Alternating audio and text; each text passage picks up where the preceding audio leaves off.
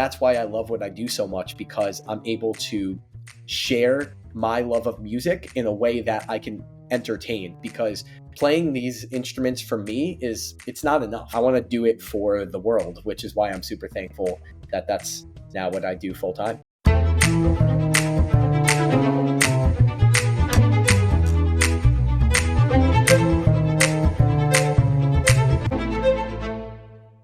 The following is a conversation I recently had with Jason Nelson, or as he goes by, the essential Jason Nelson. Jason is a high energy sax guy based out of New Jersey, and as soon as you check out his Instagram at Essential Jason Nelson, you'll immediately see that he definitely lives up to the title. Jason has an extremely inspiring story about how he went from a full-time marketing position to ultimately pursuing his dreams of going full-time, being an independent musician, and ultimately leading the market in the saxophone entertainment space in New York. What I was actually most surprised by was Jason breaking down for us what a great musician-DJ partnership looks like. Apparently, there is a lot of skills that go behind being a good DJ that my classical music brain was not expecting. We also talked a lot about the importance of learning and being inspired by other musicians, but ultimately how it is most important for musicians to lean into what makes them unique and be true to themselves. Jason has certainly experienced a lot of success by doing just this. If you're someone who's looking to be inspired by a real story of a real guy who was really good at playing saxophone, who followed his dreams to go full-time in music, then this is an episode that you will not want to miss. My name is Allison Legendre, and this is the Music Work Podcast. Please do enjoy. So I'm here with Jason Nelson. Jason is a saxophone player. He has a really inspiring story. I know you're all going to learn a lot from it, enjoy what we dive into here today. So thank you so much for being here today, Jason. How are you doing? I am doing awesome. Thanks, Allison, for having me. I am super pumped to talk to you and give back to this awesome community. Awesome. Well, we're looking forward to learning and hearing more about your story. So let's just kick off with do you mind sharing a brief overview of your background, how you got into the event industry, what that process was like for you? Sure. So I've been playing the piano and saxophone since I was little. I took lessons for the piano when I was about 8, did that for a few years. And then when I was in fifth grade band, as kids do, they pick up an instrument. I picked up the saxophone because my mom really wanted me to play it because she loves Bruce Springsteen. And Bruce Springsteen's most, famous saxophonist for all those years was Clarence Clemens. And while I never really played the tenor, the alto sax is something that I've always enjoyed, and I played all throughout band. And then I, growing up, I always was a little bit conflicted on my musical background because I differed in my likeness of what they teach you in school versus what I actually enjoyed to listen to on my own. I didn't understand why in school growing up they don't teach mainstream music. They teach on the fundamentals like classical, jazz, all that kind of stuff, and it's great to get the foundation, and that's how I was able to learn the techniques of both the piano and the sax.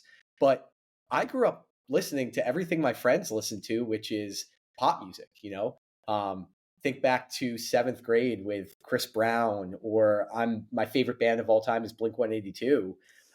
They don't teach anything like that. So growing up in band, yeah, I enjoyed playing instruments, but really playing by ear allowed me to go onto YouTube and learn about the fact that a lot of people back in 2007, when YouTube became a thing, would cover popular songs. And I was extremely, extremely passionate about doing that. So I just remember seeing a guy on YouTube cover Apologize by One Republic on the piano. And I just decided, you know what? What if I just keep doing this? So when I went away to college to study marketing and not necessarily pursue music, I continued to play the piano and sax just for myself and also sometimes for friends on the street. After the bars, I would pick up my sax and just go out on the streets of where I went to school, and it was always a good time. I was in school at the time that the Chainsmokers were popular, and Migos and Fetty Wap and everything like that. So I would just play songs like that, and then it wasn't until a few years after that in the workforce when I worked in the marketing industry that I got the opportunity to play the piano for my friend's sister's wedding. And I thought that a cocktail hour at that time was more or less a concert. So I prepared for 1 year, one whole year. I prepared a set list of about 25 different pop songs because she knew that I played pop music because I had an Instagram where I would do like 15-second covers of Hmm. popular songs. I spent the time to rehearse exactly what songs I was going to do at the exact moment in cocktail hour. And I had no idea that cocktail hour is not supposed to be a concert. You're supposed to set the mood and it's just supposed to be a vibe. And if you mess up or if you don't finish a whole song, it doesn't matter. You're just creating the mood for the rest of the wedding. But truthfully, I didn't go to many weddings when I was 24 years old. So I didn't necessarily know what to expect. And I think I over prepared for that, but it made me really excited to see what else is out there because I ended up just feeling comfortable enough to get on stage with the DJ and play the sax at that wedding because my friend's sister kind of let me. She knew I played the sax. So I realized that wedding music is totally different than any music that I played in the saxophone in school band. You Hmm. know, it's popular songs from every single era, especially if there's a younger crowd where the bride and groom are in their late 20s. It's going to be the same music taste that I like. So I became obsessed with the feeling that I had being on that elevated surface at that wedding for the first time that I decided to reach out to as many DJ companies that I could in my area to just do that again and learn about what weddings and private events truly are, especially with playing with a DJ. Because fast forward to something that I realized years later from doing hundreds of weddings is that while I've always grown up and I've always been passionate about music, and yes, thankfully, because I have perfect pitch, it allows me to play by ear on different instruments. I'm not as passionate about music as I am with entertaining others. And that's why I love what I do so much because I'm able to share my love of music in a way that I can entertain because playing these instruments for me is it's not enough to make myself happy. I want to do it for the world, which is why I'm super thankful that that's now what I do full time. I love that. That's amazing. There's so many things I want to dive into there that are super inspiring. And I noticed that for a lot of us who are in the event industry, we all kind of had our own little path that went outside of just like the path of what you do when you're learning music. Like for me, it's like Lord of the Rings. I was playing that music by ear and like finding my own interest. And like that's when you find the crossover of the type of music you want to learn that keeps you going. So I think that's super cool that you were able to find a place that you can do exactly what you want to do, which is entertain with the music that you love there. So thanks for sharing. I want to dive into you briefly mentioned that you had this first step into marketing and then went full time now into performance. Let's dive into what that transition was like there. At what point were you like, yeah, this is possible? Where did you get that what point did it click? Like, oh, okay, I can see how I can go full time in this. Was there a point like when you were at your friend's sister's wedding? Did you think it was possible to go full time doing it, or did you not know at that point? What was going on in your mind at that stage of the process? It's funny you mention that because I remember actually the very next day after that first wedding, because I was Hmm. still at my marketing job, I posted about it, and one of my best friend's moms follows me, and she told my best friend, Jason should do this full time. And I was so surprised and shocked when I heard that because my best friend comes from a background where doing something a little bit riskier is not necessarily looked it's looked down upon Hmm. because they come from a very successful background of education and not necessarily doing something risky because stability is also sometimes important as well. So I remember hearing that and just being like, wait, what? I can do this full time? There's no shot. But then I think what really clicked was the rest of that year, I got extremely busy because I started reaching out to a bunch of companies.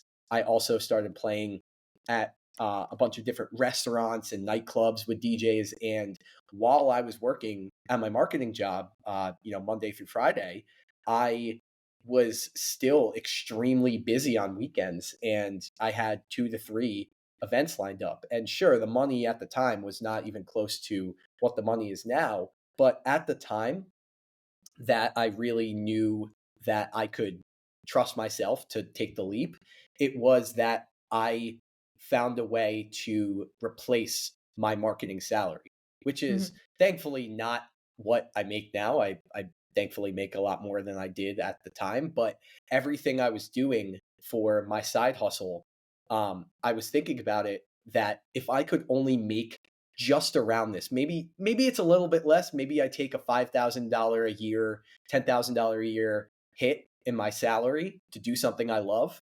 If I can find a way to replace this income, I know that it's only a matter of time before I keep growing, and continue to prove myself right that it's possible. I love that.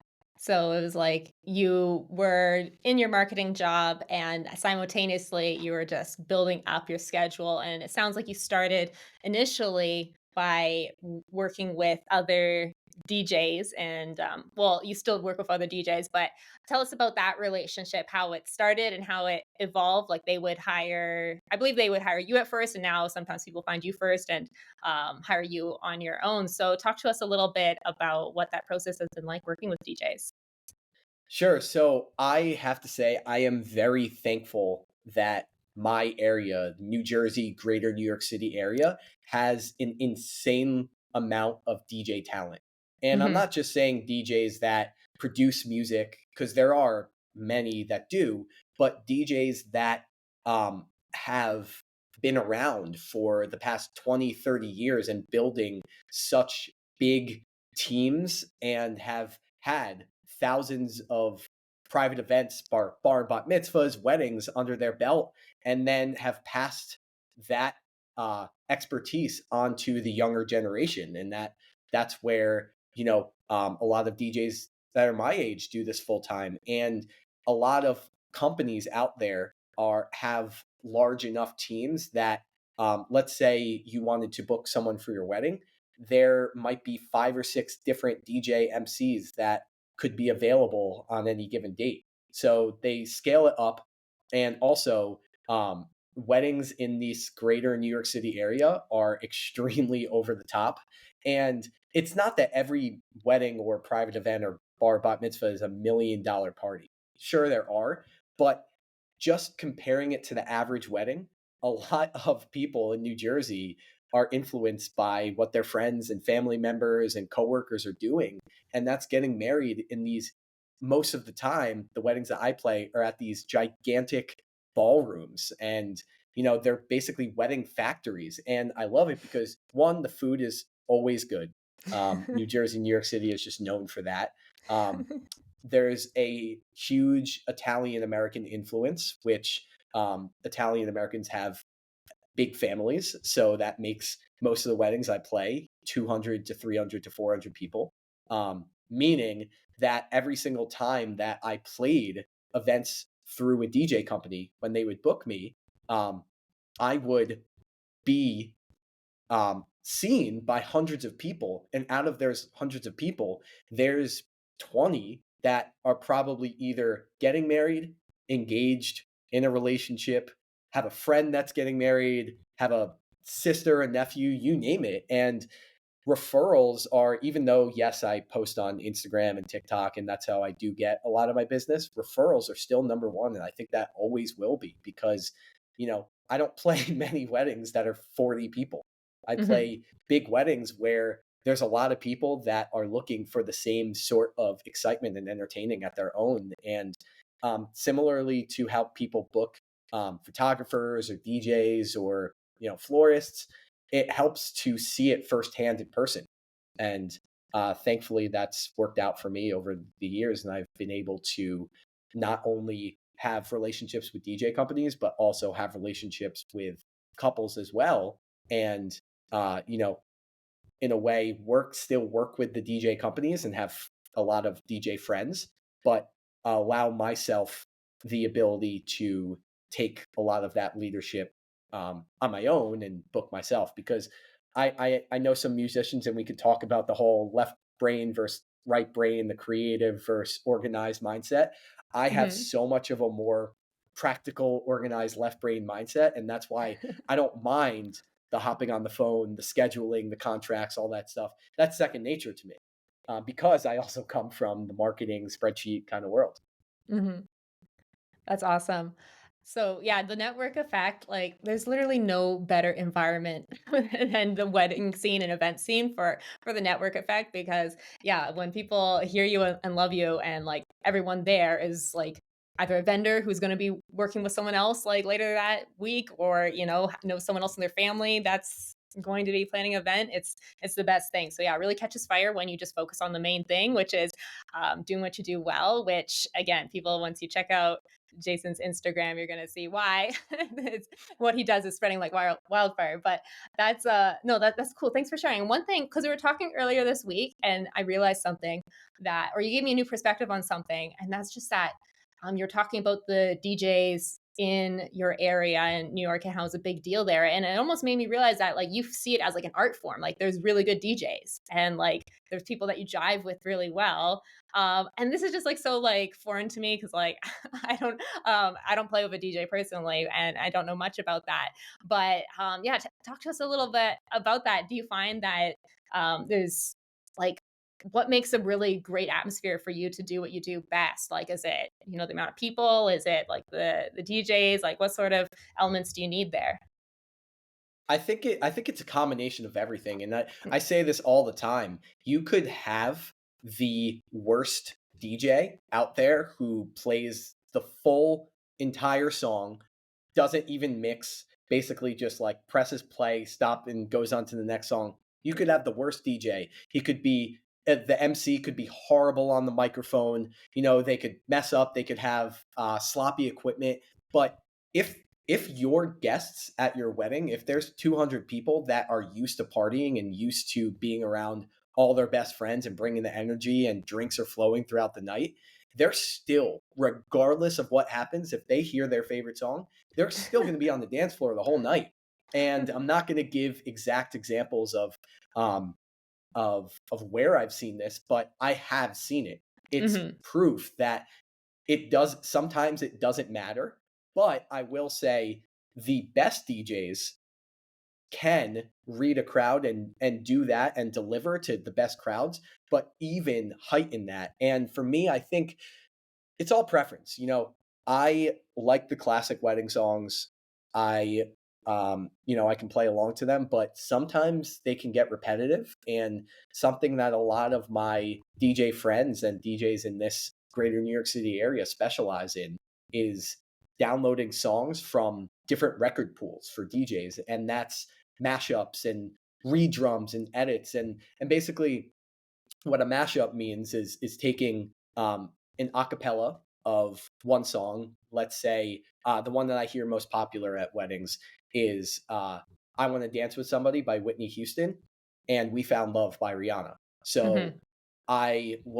you'll hear the instrumental beat of "We Found Love," which is a more modern, from the 2010s house beat, which gives a little bit more like pulse Hmm. to the crowd and to the bass, and it just enhances the energy a little bit more. And then you'll hear the vocals of "I Want to Dance with Somebody." So even someone in their 50s and 60s who might not like the fist pump all the time and get low on the dance floor, they're still going to be able to hear their favorite song too.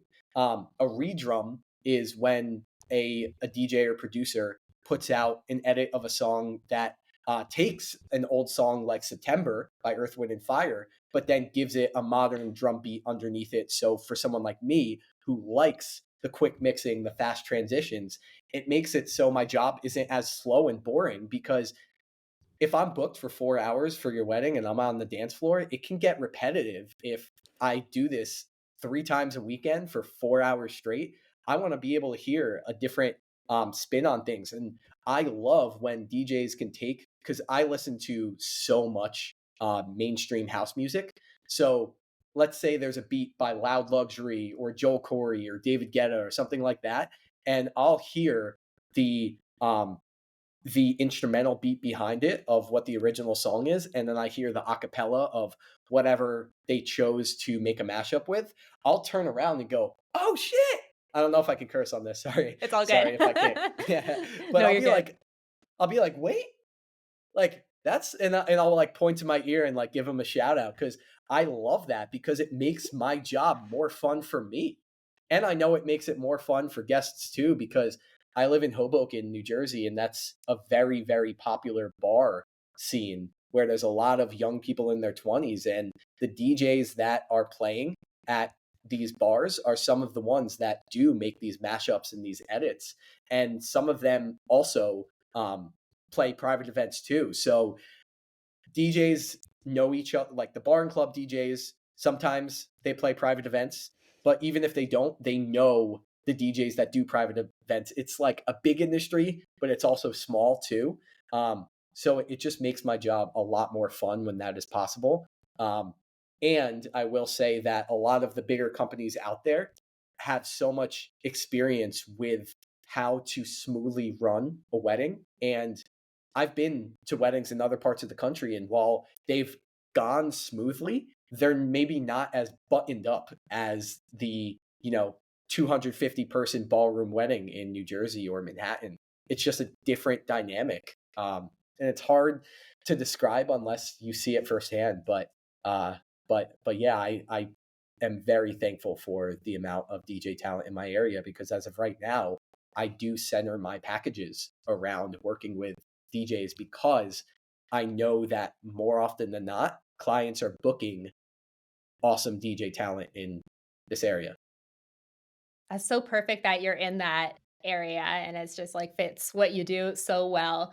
I don't know if you've ever seen that like I don't know, maybe I'll find it and post it, but there's this meme of this girl like crying like, "What does a DJ do? I don't understand." And like that was me before this Hmm. conversation with you because I'm like, "What does a DJ do? I don't get it." But yeah, I think that there is like an art form to it and like reading the room and I'm sure like you would know that better than anyone like being in that environment all the time and like relying on them setting the tone for you to jive with. So that's super fun. No, thank you for sharing that. Another thing that we talked about earlier this week is we were talking about how important it is for musicians, self-managed musicians, to learn a lot, to get an inspiration from other people, but yet not to copy them and really just have their own voice. Can you speak a little bit to that and how you have sort of applied that to what you do and your business and even in your social media or wherever you want to take that? Yeah, one thing that I realized years ago was that I can only be the best version of myself. I'm not Mhm. trying to be anyone. I'm not trying to copy anyone. And it's really obvious when someone is and when they are, when they're trying to be something they're not, or they're trying to be true to themselves. It really does show. And it's it can be exposed really easily, and it's also hurting the individual person because if we want to grow in this industry, we we want to do what it's to me this never feels like work. Mhm. What I do never feels like work because I've found a way to replicate what I love. The Right. minute that I go I go away from what it is I love to do and I expand my brand a little bit more.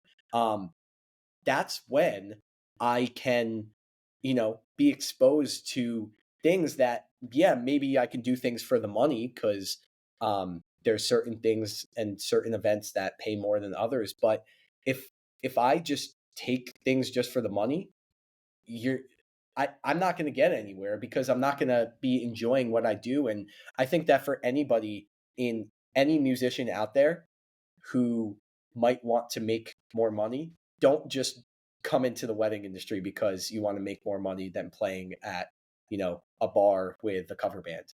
Yes, you can make a lot more, but you have to love weddings. And the truth is that I have a lot of DJ friends that love the bars and clubs and want to keep doing that because they don't love the weddings. They think that it takes away from what they do best and their brand, and they don't want to be as buttoned up. But for me, I think I could do a mixture of both. I could take my shirt off at a bar club performance, but I can also do it at a wedding. I'm not saying I do it all the time at the weddings. Of course, I dress up nice and I wear my flashy jackets. But if the crowd is a crowd that might respond to me taking my shirt off well, or the groom or groomsmen are doing it too, I'm not gonna lie. I've done it before, but it's not every time. I'm not Having faking. fun. Yeah. Yeah, exactly. It has to be an in the moment thing. Same Right. thing with me uh going on the dance floor and laying on the floor. I do that,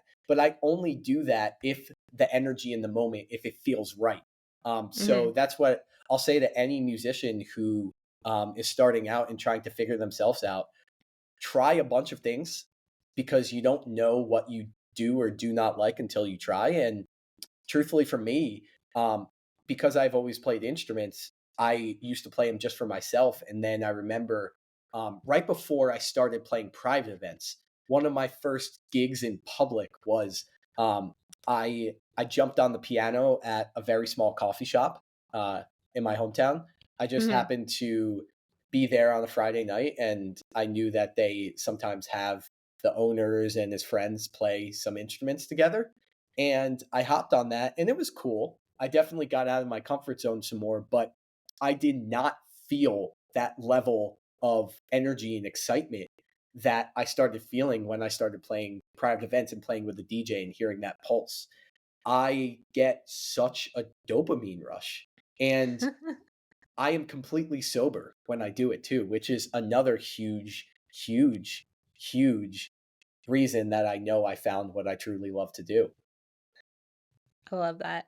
It's so true because I've like yeah, I've gone down my own, like, discovery process and working with other musicians. I've also seen that, like, when people try to force themselves to do it, especially musicians, like, it never works. Like, you need to be in alignment. You need to have, like, a like, "OMG, I love this moment," or else it's never gonna work. So, yeah, whether it's, like, you want to play weddings or don't wanna play weddings, like, you just have to not do what everyone else is doing and find what's true to you, and, but at the same time, like, find the side of you that you want to be, like being who you want to become. Because it's funny though, like looking at because I know like you've been inspired by a lot of people too, and like I look at things that I've made and I see how like it's all a component of other people's things like I've taken inspiration from, but yet it's new when you put it all together.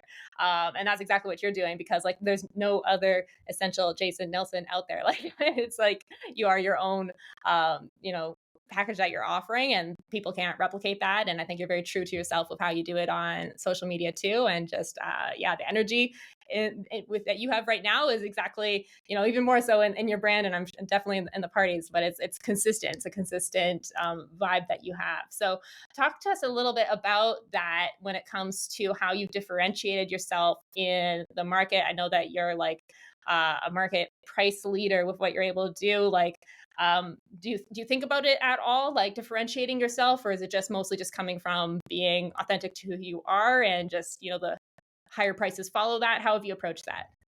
Sure. So when I first started out, I was not charging what I charge now. I think Hmm. I was getting anywhere between $300 and $500 a wedding from a DJ company, because also the fact that there's so many DJ companies out there that Hmm. sell additional entertainer musicians like myself, percussionist, electric violinist to play along with them. Um, they also, it's a business for them too. So they're getting a cut on everything that they sell. It makes sense. I respect that.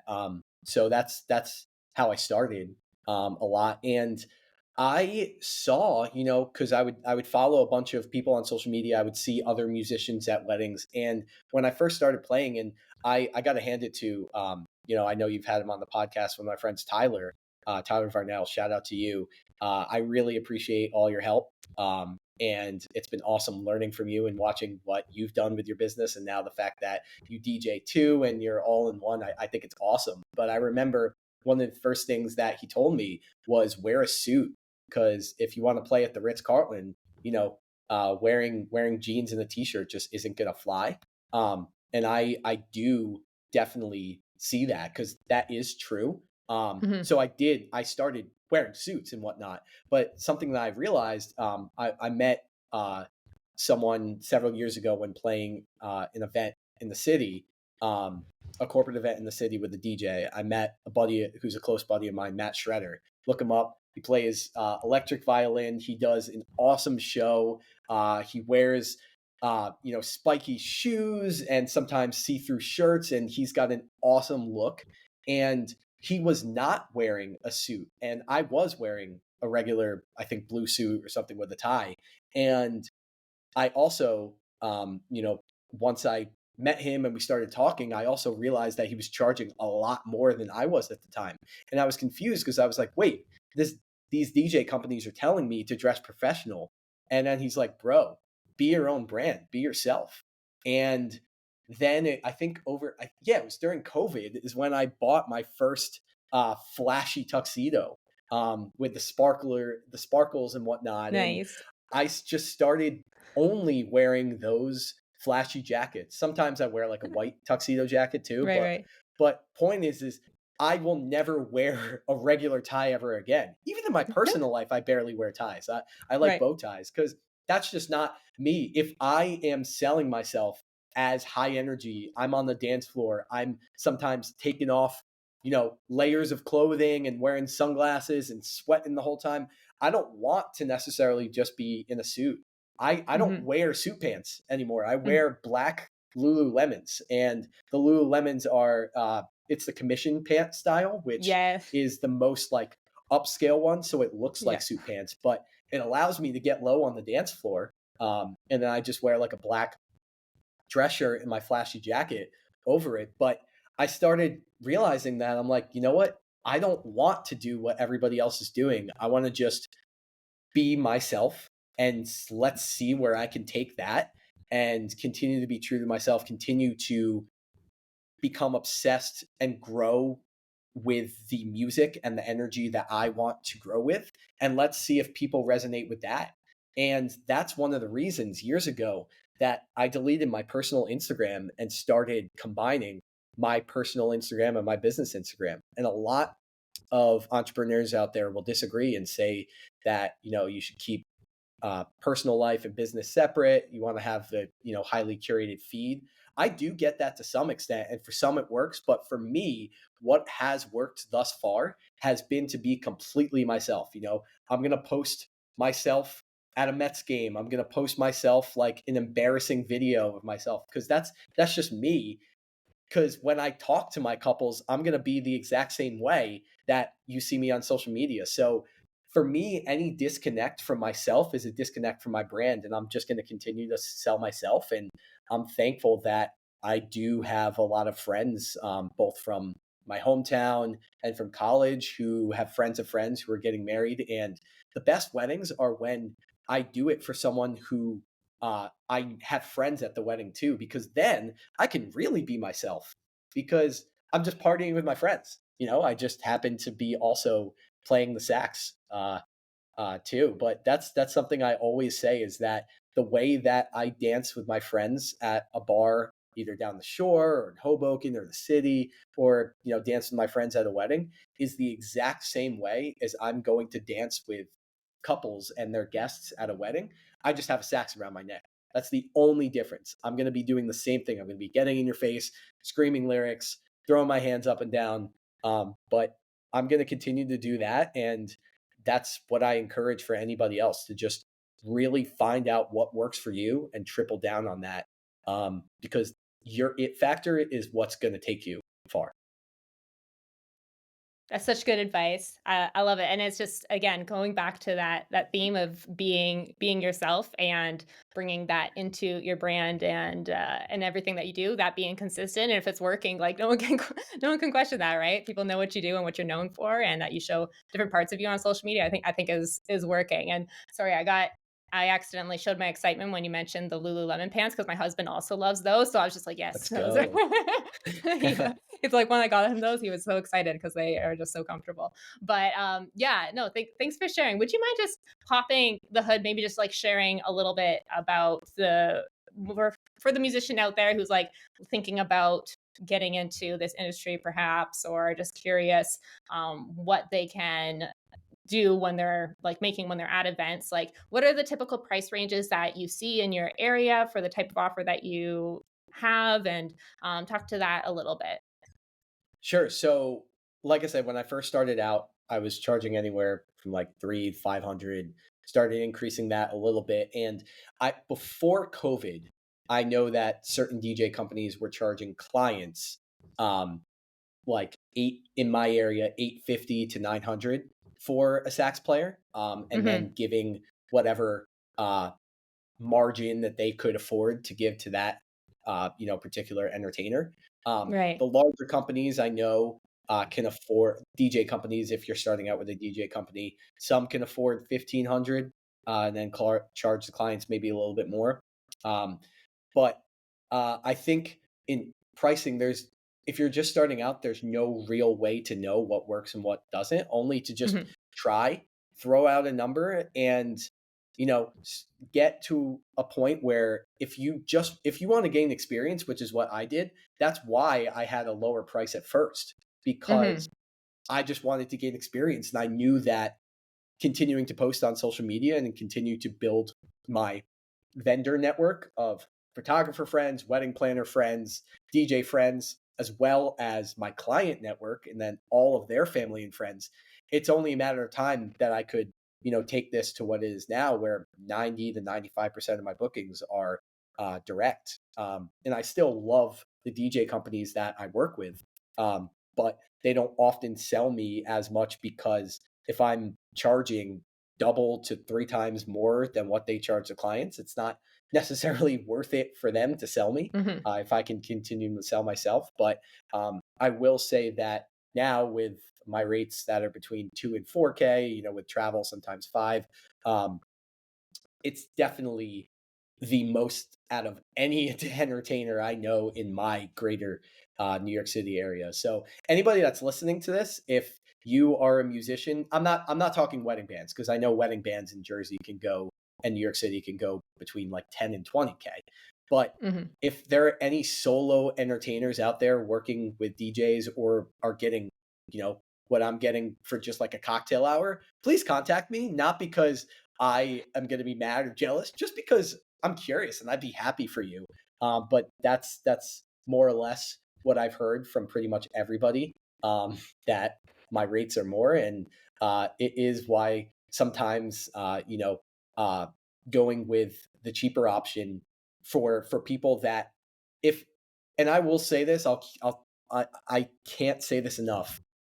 If a couple is just interested in booking a sax player and they're shopping prices, they're not booking me. And I don't care, frankly. It is what it is. Right. I know that I'm getting booked if they understand the value that I can bring, which isn't just playing the saxophone. And that's something that I've had to learn over time and I've had to get comfortable with. But that's why I'm encouraging anybody out there who's an entertainer to find their it factor, because if someone is shopping around and comparing you to others, then ultimately, what value do you bring? Hmm. You're just like everybody else. So that's why I stopped trying to be anybody else other than myself. That's amazing, and it's working like that. Going back to being authentic, and how you've developed your personal brand. People are not just looking for any saxophone player; they're looking for the essential Jason Nelson. Like it's a different thing for them. So that's super encouraging. Thanks for sharing that. Now you've told me a little bit about your schedule. Like you're doing this like multiple days a weekend. Like I know that you have because of the weather patterns. I know that that's a lot of the season, and that you're doing that. So I'm curious, how do you take your time off? Like, how do you rest up to do that? Because I know it takes a lot of energy to do what you do, and it just looks exhausting. And you're saying you're doing this for 4 hours straight. So, first of all, that's impressive. Second of all, like, well, what does your off time look like? How do you like to recharge? How are you spending your time? Both during off season, and maybe just off during the week. Yeah, so I that's what's funny is that um my unlike any of my friends who work at 9 to 5s, my downtime is Monday through I have sometimes I work on Thursday nights, but usually Monday through Thursday during the day is when I fully recharge. So if I Hmm. take a nap at 3 p.m. on a Tuesday and my friends make fun of me saying get out of bed, I don't care what they say because they're not staying up till 2 a.m. driving to and from a wedding venue, possibly an hour away, and then at that wedding, just sweating your ass off like over and over again. And so it is exhausting on the weekends. I do drink a lot of caffeine, try to get a lot of sleep, uh, and just allow my body to get what it needs. But I I know that, if I want to continue to do this, I have to be also fair to myself and what I need. So Hmm. let's say that I have 3 weddings on one weekend. I might uh, choose to take the next weekend off or only book one wedding that weekend or only book one wedding at 2 hours. Or maybe it's if I have multiple different leads who reach out to me and, one person is getting married 4 hours away, a 4 hour drive in upstate New York, and the other one is 20 minutes away from where I live now, that is most likely going to factor into my decision as well because I can only be at one place in one time. Um, Right. so I am thankful that I can make my own schedule in that way. Um, and the truth is, when I first started, I could not make my own schedule like that. I had to just take what I could get and just Hmm. get the volume of gigs under my belt, and that's Hmm. something that a lot of DJ companies will often um, try to use as a selling point because it is a very huge selling point to musicians that necessarily don't want to book themselves and deal with the scheduling and the marketing or any of that. Uh, Hmm. you know, DJ companies, especially in this area, can give a volume of gigs, especially with the Hmm. number of clients that they have reaching out to them for weddings and private parties and whatnot. But um, things will slow down a little bit in January. January, February is slower up north, which is why I love traveling to warm places to play events. I was out in LA last February, took the month off to be out there, and I have a goal of at some point maybe living in Florida, in Miami for the winter months and being a snowbird because it's cold up here and the amount of weddings, wedding venues are much cheaper. So that's why if clients are getting married in mid January, up here, they're doing it because they can get a particular venue that's in high demand at a fraction of the price. Hmm. But a lot of people don't want to have a winter wedding, which is why it's a little bit slower. But I also am very grateful for the slowdown because it allows me to recharge. And I will say that when I came back in March back to the Hoboken area and started getting busy again with events, I felt it. Just like, a band feels it when they haven't been on tour for a while. I felt it in the same way. Like, oh my God, I can't wait to crush weddings and parties ever again. And it made me go even harder at those weddings. And I hope that my past couples from this past spring noticed it because it was a feeling, especially during COVID too, when we were Hmm. shut down and couldn't do what we love. I felt it, um, Hmm. and I just couldn't get back. I couldn't wait to get back out there and do what I love to do. This has been amazing. Your passion is so inspirational, and your story is super inspirational too. So I really appreciate you coming on here, Jason. Thanks so much for jumping on the pod. This has been a lot of fun. Yeah, thank you, Allison. This has been awesome, and I uh, I hope to inspire a new generation, any generation out there. If anybody wants to reach out to me for advice, like I've had so many people help me along the way, so I would love to give back and share what I know. And one thing I'll just continue to say is, despite anything that I might know or any expertise I might have, just be true to yourself and be who you are because that is what's going to take you far. I can't believe I Beautiful. just rhymed. Did I just rhyme? You're slaying it. It's amazing. So corny. So corny. No, it's perfect. No, and also we mentioned your Instagram already. Essential Jason Nelson. Anywhere else people can find you, or that you want to Yeah. mention where people can connect? Essential Jason Nelson on Okay, there it is. Instagram, TikTok. YouTube, LinkedIn, but like LinkedIn, I don't know how much Right. value for musicians that's going to bring, but Awesome. All right. Well, thanks again. This has been a lot of fun. That's the pod.